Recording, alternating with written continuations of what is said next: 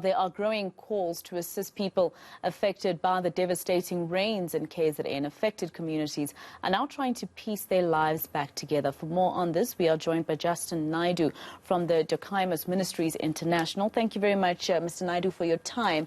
Now, a lot of people, of course, saying that they want to assist with aid, etc., food supply, whatever we can, right?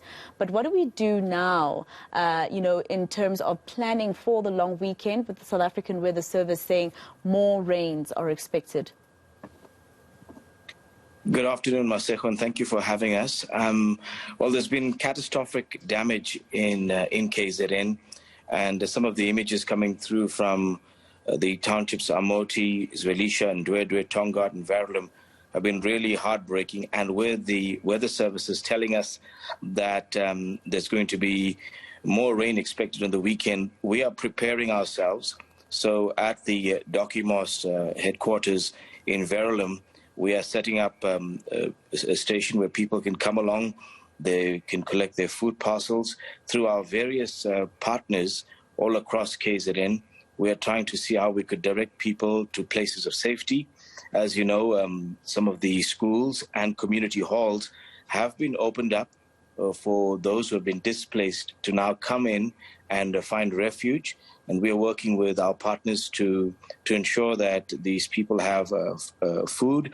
And also, we are trying to see how we could also rebuild some of the infrastructure that has been damaged. So far, any of your churches, along with your partners, ABC, I think it's ABC Forum of Churches, are any of your churches at the moment housing people who have lost their homes? Well, we're not housing anyone at the moment, but let me give you what's taken place in a place called Canelands. It's about 5 kilometers away from the King Shaka International Airport. And one of our churches is very, very close to an informal settlement where there were between 200 to 300 informal houses that were washed away. And we've managed to get some of the people to the Mshloti Primary School, to places of safety.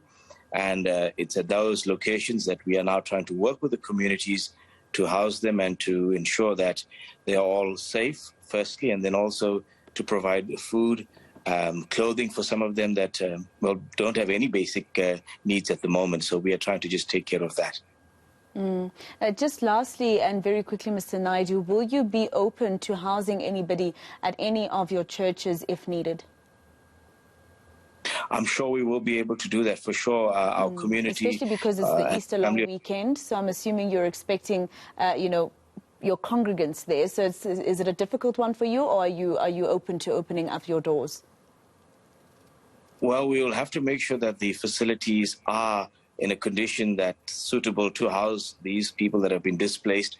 But what we are trying to do is work with community leaders and all the pastors in different areas to make sure that if we can't house them in our churches, in our physical buildings, that we do get the members of the community to places of safety.